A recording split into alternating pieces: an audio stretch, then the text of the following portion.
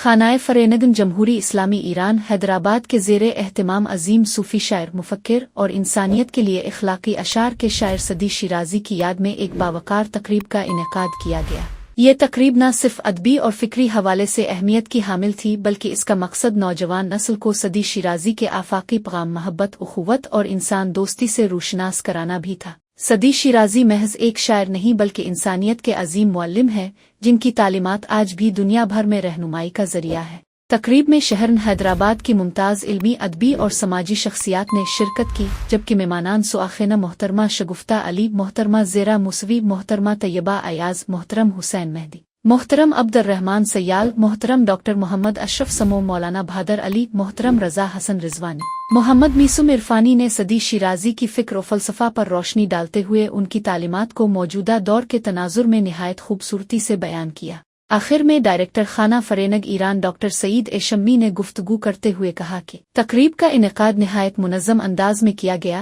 जिसमें शुरका ने भरपूर दिलचस्पी का मुज़ाहरा किया और इस इल्मी और अदबी नशिस्त को बेहद सराहा। इख्तिताम पर डॉक्टर सईद ए शम्मी की जानिब से तमाम मुअज़्ज़ज़ मेहमानों और शुरका का शुक्रिया अदा किया गया और डायरेक्टर सईद ए शम्मी ने गुफ्तगू करने वाले तमाम मेहमानों को ईरानी अदब किताब बाद तोहफा देते हुए मुस्तकबिल में भी इस नौयत की बामकसद तकरीबात के इनेकाद के अज़्म का इजहार किया गया।